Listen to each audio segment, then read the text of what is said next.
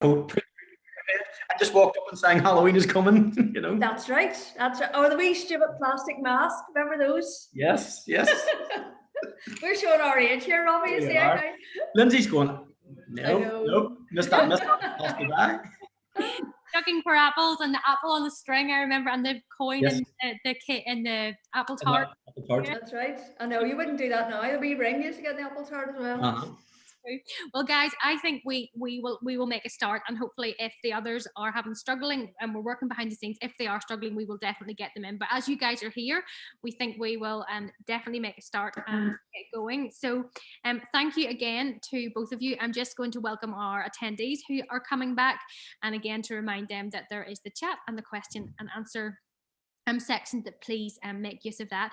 But Robbie and Paula, it is absolutely wonderful to have you with us today for our Parenting and Mental Health Conference. Next week is Parenting Week, and so we decided to put on the conference just to celebrate that and to help get that started and to talk together about mental health, particularly in regards to parenting. And I know both of you personally, I have worked with you over the last number of years on various issues around parenting and mental health, and you've both been wonderful champions for that work, and also very supportive of the parent rooms as well. So we're delighted to thank you for joining us this morning. Thank you for the work that you are doing. I can see that Mark Durkin is joining us as well, so he is going to be coming in too. And Mark has also been very supportive of parenting and mental health. And all of you, I think I'm right to say, sit on the all-party working group on mental health, at least you have in the past, or hopefully that you still do. But also through that, you have been champions for mental health for all, but particularly for parents. And so that is why we're absolutely delighted to have you with us this morning. So while Mark gets sorted out, and Christina is here, can give you a hand if you need anything at all, and we'll make you a co-host as well, so that you should be able to get your camera on. And we're going to jump into our questions to start off with. But before we do that, I'll maybe ask each of you to just give us a little bit of introduction to yourselves. We're going to ask you a question particularly about your parting and the work that you're doing, but give us a little bit about yourselves and the role that you have, and why you've said yes, even maybe to coming on here and joining me again for something this morning. So ladies first, Paula, I'll go to you. Thank you. Just checking was on, not muted. Well, thank you, Lindsay, for the invitation this morning, and to everybody who's on the call today. Obviously, we in the Alliance Party are so keen to see really, really strong families being supported. You know, we all, as parents and people, we're all part of a family, we all at times require support. So I sit on the health committee at Stormont, and as you say, on a number of all-party groups where parenting and education and mental health are all sort of central to the work. So I spent, before I joined the Assembly for 19 years, I spent 19 years working in the community voluntary sector, 13 of which in an inner city community. And it was so clear to me throughout those years that, you know, we need to build resilient families, but to do so, we need to put in place the support services, whether they're in the community voluntary sector or in public sector, to support families at different times in their lives. So really, really passionate about this. Just as a side note, a few weeks ago, both my children went off to university, so I'm an empty nester now. But I still, even when they're across the water, I still feel that as a mother, I do need to keep giving them reassurance and support wherever they are, so that they know that they can feel safe and grounded, whether they're facing a crisis or a new experience and stuff. So I think parenting, none of us get it perfect, but, you know, to support parents, to allow them to support their children is so important. Absolutely. Oh, thank you so much, Paul. That's wonderful. Robbie, tell us a little bit about yourself as we begin today.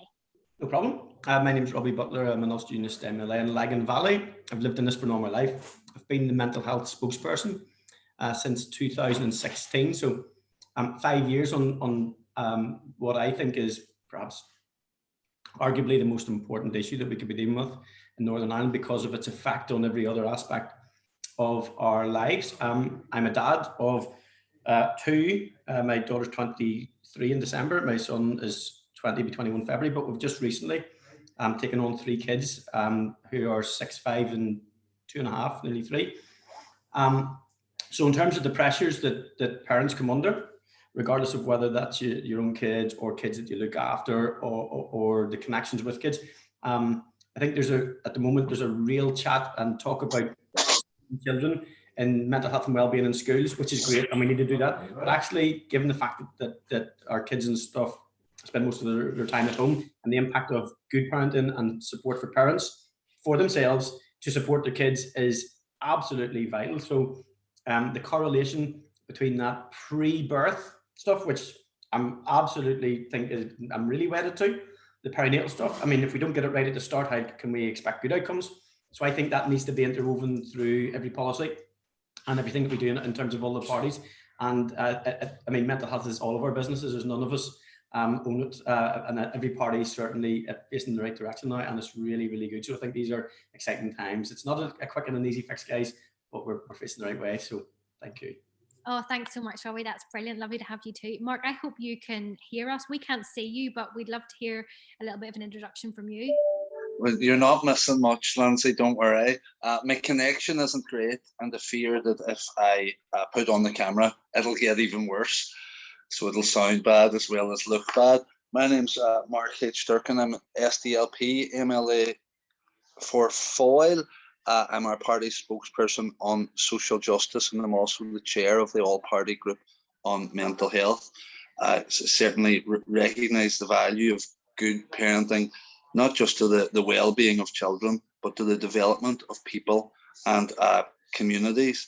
We've had reinforced many times over many years, not least by yourself, Lindsay, and other groups who work very hard in this important area, about the importance of early intervention, as Robbie touched on there, the importance of those first 1,000 days. And statutory agencies and organisations can't be there. A parent can, a parent is, and that's why it's vitally important that we give parents all the support that they need in what is undoubtedly the most challenging, the most difficult, the most important, and sometimes the most rewarding job anyone can do, that of a parent.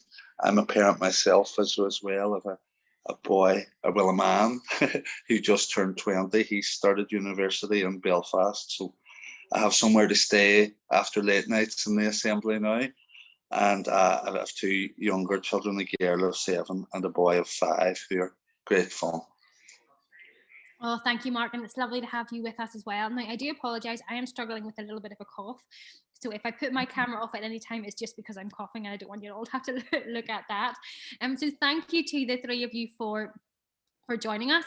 We're absolutely delighted to have you with us, and we have our attendees here with us too, who hopefully will maybe have some questions they want to ask, but we have sent you some that we'd be really keen to hear from you on, so we're going to kick off with those, if that's okay. And so the first one that we'd love to hear from you, we've heard a bit of your personal experience and your personal passion around this, but we'd like to hear a little bit about how your party is currently committed to parenting, supporting parents and families, and supporting their mental health and well-being. And alongside that, any future hopes or plans you might have as a party. We know that there is an election coming up. There will be some changes that come to Stormont Assembly next year. So just some of your thoughts around the future for parenting and mental health and well-being as well. So Paula, we started with you, so I'll come back to you if that's okay, and we'll hear about that from you. Well, thank you, Lindsay. Well, obviously all the parties have an election manifesto, and we very much develop those in partnership with our community and voluntary sector and charities, our partners, because they're the ones that we really rely on to give us the insight in terms of what's the policy and legislative changes that are required. So all political parties will nominate spokespersons, as Robbie and Mark have indicated there. For example, like I lead on health, where my colleague Kelly Armstrong leads on communities, and Chris Little leads on education. And we see that those are sort of the 3 pillars, the 3 principal pillars in terms of driving the change that's needed through our committees, but also through the all-party groups, and holding our ministers to account to deliver really the legislative change, as I've outlined, that the charities are telling us that they need. So we're very keen, for example, to see a lot more money going into the community and voluntary sector. Obviously we've got the family support hubs, for example, that are there, but I was speaking to some community groups recently there who feed into them, and there's not necessarily the services at the far side, so that whenever parents reach out, that the support needs to be there in terms of the dedicated service. I think the other aspect of this is in relation to those statutory services. We would like to see a lot more money going into CAMHS. Obviously the new mental health strategy is very much focused in on that, but further than that, we'd like to just drill down and make sure that the regional eating disorder pathway gets a lot more funding, because obviously we've seen through the pandemic that a lot more children, particularly girls, are presenting with the symptoms of eating disorders. So there's a lot of it's about resources, but it's about making sure that it's very targeted so that it has the best impact, because we know that the budgets across all the departments are very, very tight. But we do very much value the work of the likes of NSPCC and Barnardo's and organisations like yourselves in terms of making sure that we're on the right track about what actually needs to be delivered and addressed. Thank you, Paula. That's brilliant. And as you say, it is really important that we all share with each other and that we listen to one another, that as politicians, you listen to us, but also that we engage with you and work alongside you to see how we can all work together to make sure that parents get the support that they receive. And that's fantastic work that you're doing. And that thank you very much for that. Robbie, what about from your point of view, from your party, how would you answer that question?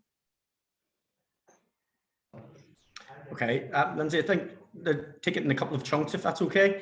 I think in some ways, in some manners, you can see our commitment to it. For instance, if you go back to NDNA, so there were different things that different parties brought into NDNA in terms of their priorities. So I can stand on it and say that we called for the role of the mental health champion and a mental health strategy in our previous manifestos and stuff. And we, in the discussions in and around NDNA, those were kind of red lines for us in terms of our commitment to tackling per mental health here in Northern Ireland across the piece. So whether that's in young people or parents or individuals, and those are in there. So that's codified already. And some of that delivery has already happened. And if you look at the role of the health minister, in a pandemic that hopefully we will never see the like of again, which was a public health pandemic, and yet in all you could see the delivery of those two things in that time frame.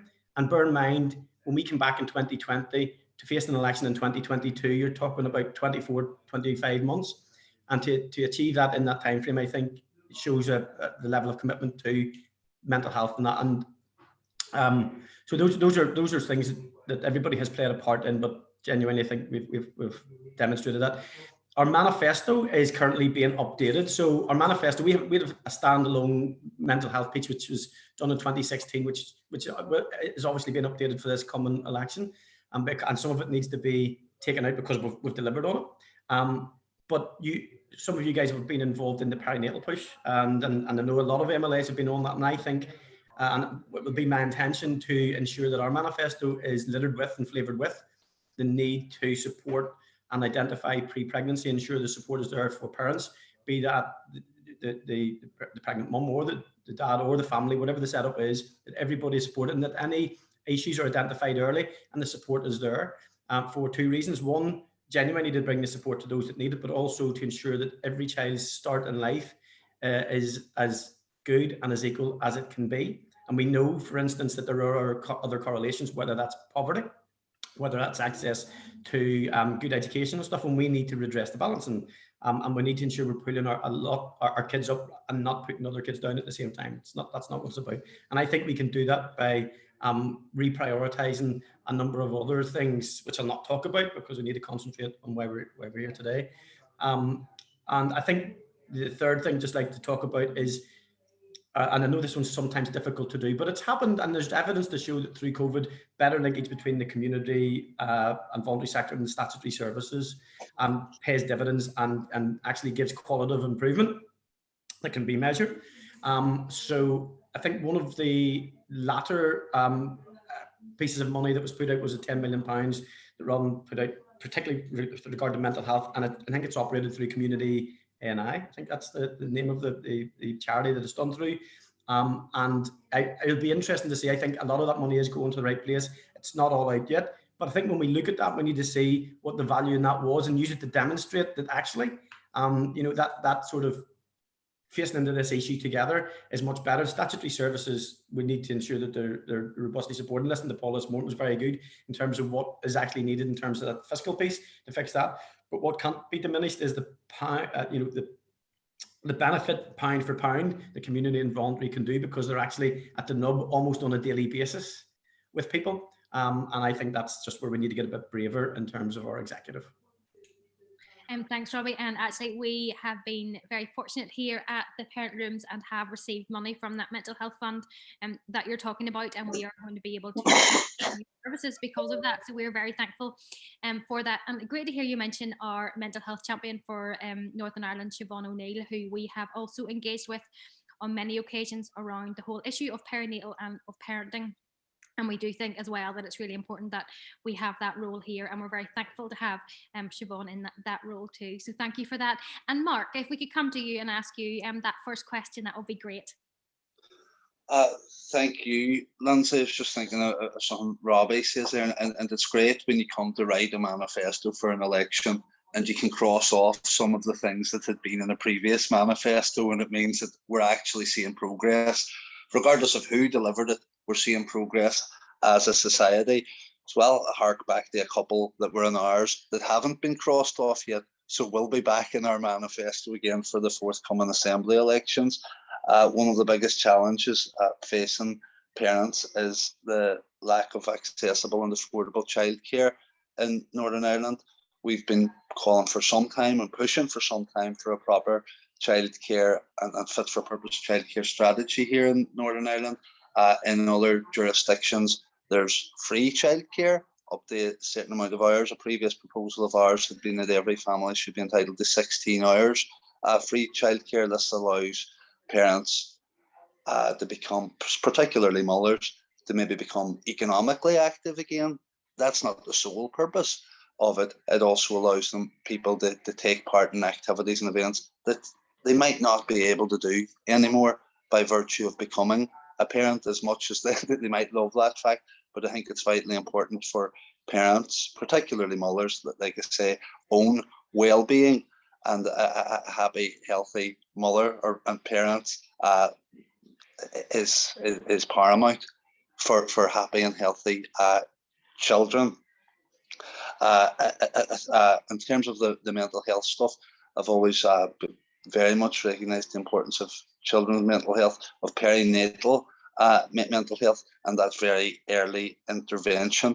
One of our manifesto asks will be around baby boxes. It's something I again raised before. Again, we've seen this, it's now been rolled out in Scotland. It's a Scandinavian concept where in the birth of a child, it's not means tested, a baby box will be given to the family that will consist of some basic essentials. You can actually use the box itself as a cot, but it's not just a donation, so to speak. There's a bit of that. It's important that people have the essentials right from day one when bringing the baby into the world. But I'd have it tied in to ongoing engagement with health and social care professionals and groups to ensure that the new mother has all the support that she needs, and the family have the support that they need to make sure that they're okay, and have that reassurance that they're doing okay as well. I think one of the real flaws that we see, and it's not exclusive to the children and families and parenting, but it's the lack of cross-departmental working. You have so many issues, particularly around children, where because it impacts on the work, or multiple departments might have a degree of responsibility, you have great difficulty getting a single department to take the lead. Everyone will buy in, but it's more difficult to get departments to pay in. And then you have really good and worthwhile projects, early years type projects, that they're left scrambling around looking for funding and trying to get a bit out of one department, a bit out of another. That's extremely difficult. We would go back to the beginning almost in this respect. In an early incarnation of the Assembly and Executive, there were executive programme funds, and there was one specifically for children and young people. This was established when, well, let's just say there was a different disposition at Stormont. There were different parties were the bigger parties, but where departments in were top sliced at the beginning of a budgetary process, and money would be ring fenced, especially or particularly for children and young people type projects. That means in the groups and projects just have to go to one door rather than go around the houses looking for funding for stuff. The links between poverty and health and well-being, or ill health and lack of well-being, have been well established. So we're very much pushing for a robust anti-poverty strategy that looks very closely at child poverty and how we tackle it. We've been to the fore in challenging the cut to universal credit that's going to plunge tens and tens of thousands of families and therefore children into poverty. It's vitally important that they're supported, not just in the here and now to make sure they can heat their homes and feed their children, but also to ensure that the children have the best opportunities in life going forward. Another aspect on the welfare piece is the two-child rule, draconian piece of legislation that was introduced by the Tories a few years ago in the absence of an assembly, but while they had power to change over welfare here. And that's where anyone with more than two children, if the third was born after a certain date, which escapes me right now, but there'll be no benefit or support for that third child. That's completely backward. It's regressive, and it's punitive, and that needs to be challenged and overturned. Thank you, Mark. That's all very helpful, and I think you'll be pleased to note that in the chat, somebody has already mentioned that baby boxes are part of the Sure Start in South Armagh, and these are very well received. So fantastic to know that. And it's part of what you're hoping for going forward, and that actually already is currently happening somewhere. And certainly at the parent rooms, we'll be very keen to see what goes into those, because I think you will agree that it's really important that proper information and support is put into those, so that parents do know where to find additional support alongside all of the practical things that would be in the box. Thank you very much for that to all of you. And I think what we can hear from all of you is that there are things that have happened, there are things that are happening, but there are also things that we do need to see prioritised and happen here in Northern Ireland to ensure that parents and families have access to the help that they need. I want to jump to our chat, and Sharon Ramsden, who some of you probably will be aware works for Relate NI, and she has asked a really important question around the fact that post-pandemic and lockdown, they're seeing a huge increase in anxiety referrals for their service at Relate NI from parents and for the whole family. Yet there are increased pressures on services, and people are struggling to access their GPs, never mind accessing specialist mental health services. How can we prioritise mental health for parents and the whole family in these difficult times? And how do we work collaboratively with parents, the services and the skills within community and the voluntary sector, which is so valuable, along with obviously the statutory services? So I think that's a really important question, and we do want to try and pick up those that are coming in, particularly that are around this theme. So Paula, would you maybe pick up a little bit on that for us to start with? Well, that's a really good question. It's very topical, because the Health Minister this morning announced £5.5 million to go to GP practices, to, I think 30% of it's to enhance the telephony services, because a lot of people complain they can't even get through. And if you are struggling with mental health, and obviously not a physical condition, to pick that phone up first and then to try and phone 16 or 17 times, not get through, it's very demoralising. So I can understand why people then would retreat into that. But the other aspect of the money, the other 70%, is for more face-to-face consultations for GPs. But I was on the media this morning talking about this, and I think it's wonderful that the ministers responded to the UK government doing something similar yesterday. But we need to then have more money for our district nurses, our community teams, our podiatrists and domiciliary care workers, so the GPs can deal with the most acute, most urgent cases, because the last thing we need is, if they get more consultation time, that people then come to them whenever they could be going to other services.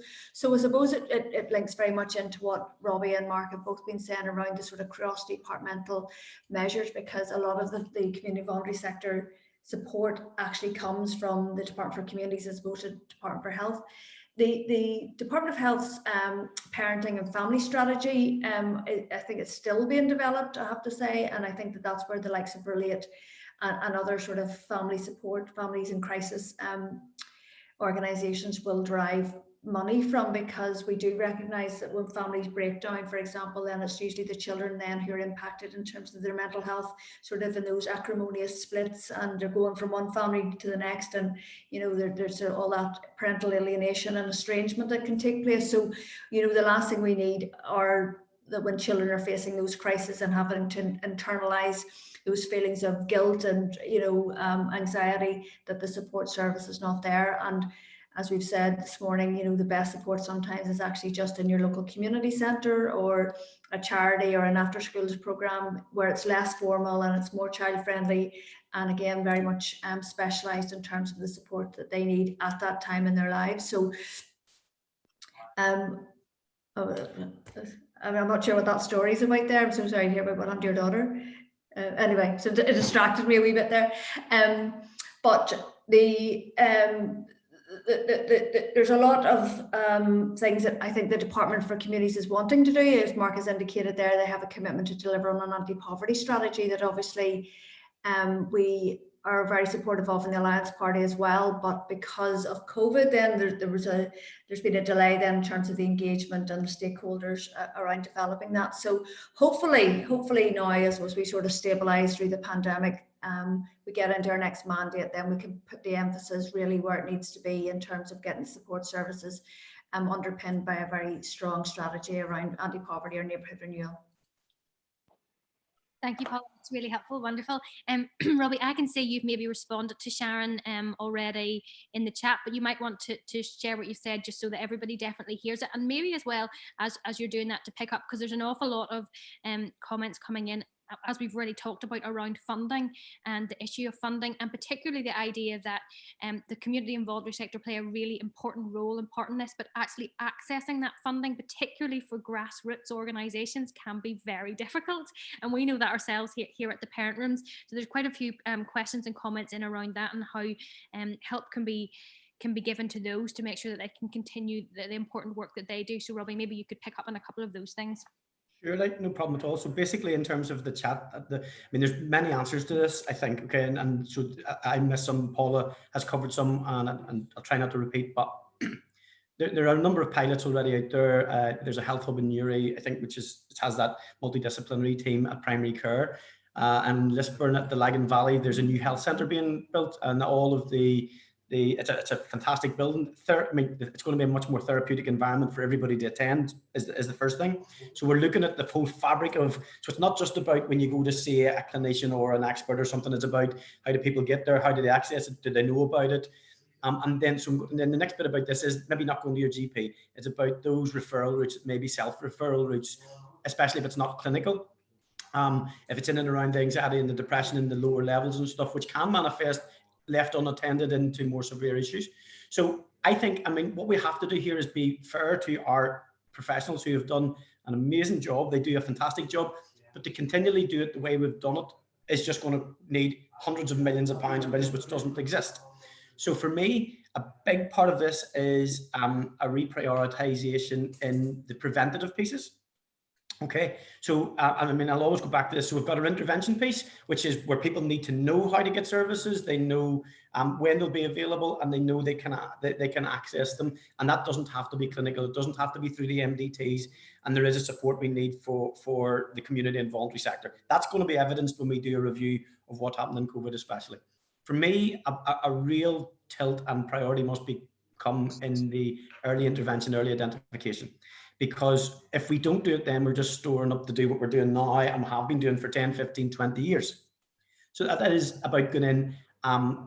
It's preschool. For me, it is even what Mark was talking about there and what I've said at the start. Get in and identify at very early stages the needs of pregnant mums and the family. Then working with my wife's a public health nurse over in East Belfast, so I want to see the link, much better link there. But I don't want to see that information being lost when children transfer into nursery, school, whether it's or primary school. I want to see something, a singular system that's mapping people and identifying what we need, because a lot of the information can be lost. Not willfully, just because our systems don't speak to each other and don't talk to each other. And we see that even between our trusts. That's why we need a proper single health system with breaking down these barriers of trust and stuff. Because a lot of this is, a lot of difficulties is caught up in data and not knowing. I'm going to give you a very, very, very quick example of sometimes it's just about knowing who to ask. I got a query night before last, a very complicated issue with the pregnancy, and the family are in dire straits as to the what's coming out of it. And all I did, I just knew who to ask, and that mum and dad were in bits about the news that had been delivered to them, and they're very intelligent, articulate people. But in that traumatic piece, they just didn't know who to speak to. The help was there. Had that have been there, had they have known that, it might have mitigated a little bit. And they came back and thanked me. It was nothing to do with me. I just knew who to ask.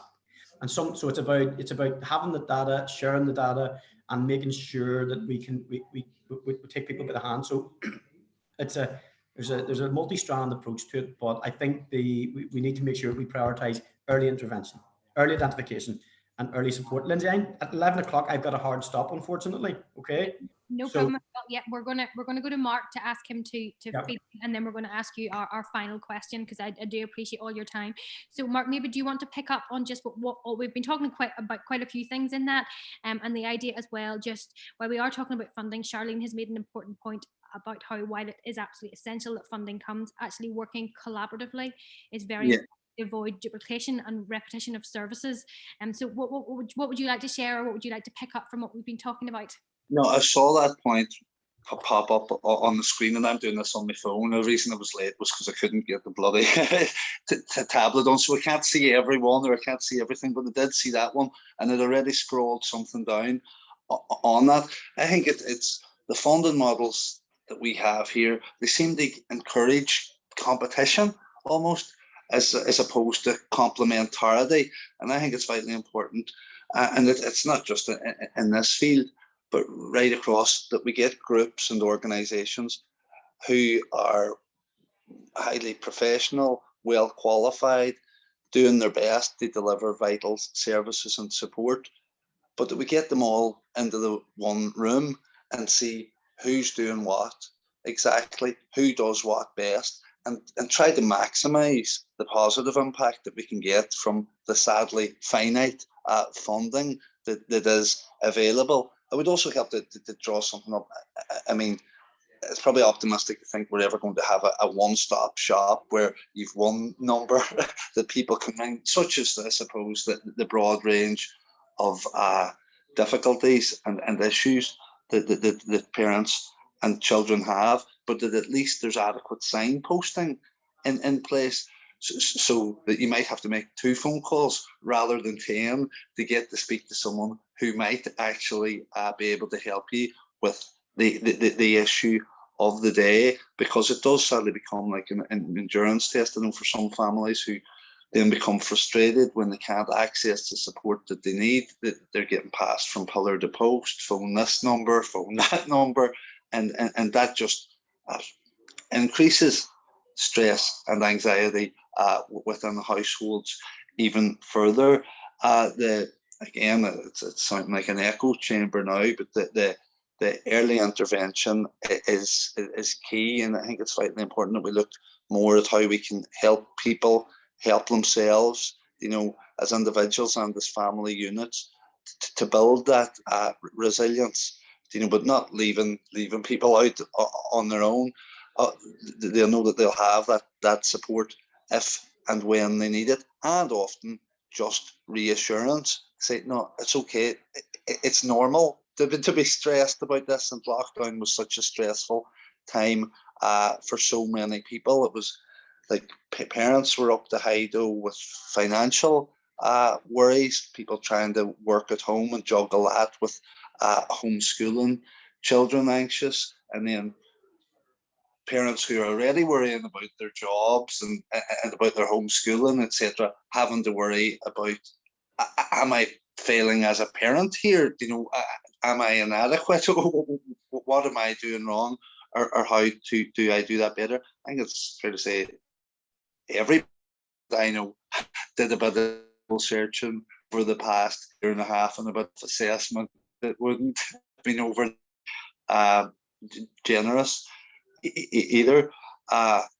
So an awful lot of work still to be done. I do think we do have a lot of the raw ingredients. Extra ingredient is fountain. We could do with more of that, but we need to bring in together to see how we can maximize the impact, like I said, of the fountain that we do have currently. The duplication, and that we're the big bang for our buck, and that people on the ground are getting the biggest benefit possible. Thank you, Mark. Thanks very much for that. Listen, I know all of you have probably about 2 or 3 minutes left with us, so I want to thank you all very much. We are going to have one quick final question that you can all have a moment or two to answer. But just to say, we haven't maybe got around to all of the questions, but there are a number of comments there. But I know each of you will be more than happy to engage after this with any organisation or individual who wants to reach out and talk to you further. But before we go, and your answer can be as short as you need it to be, and one of the things we're really talking about, and one of the reasons we're doing today, is because we believe it takes us all of us in society, to support parents and their mental health and well-being, be it statutory services or community and voluntary or grassroots organisations.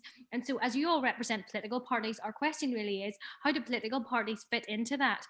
For example, how can parents engage with your party? How can you help to be part of that support network for parents from your local representatives on the ground? So if each of you want to share maybe a little bit about that, and then we will close up to let you go. So Paula, we'll come to you.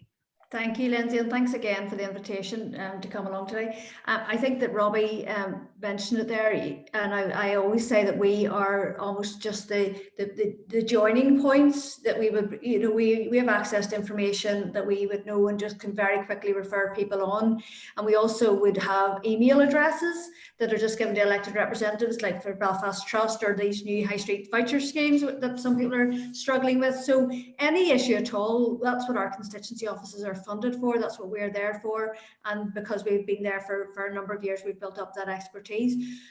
Obviously, we're all on social media. So whether it's a direct message into my Twitter inbox or my Facebook page or an email into the office, like, we're all here to support in whatever way we can. And I think we've all outlined, we're also human as well, in that we have children and families of our own. And so we do recognize that sometimes people just hit a brick wall or a moment of crisis. And, we all got into politics for the reason of helping people. So my door, my emails, my inboxes are always open to anybody who wants to contact me or any of my colleagues in the Alliance Party. So thanks again, and well done on today's event.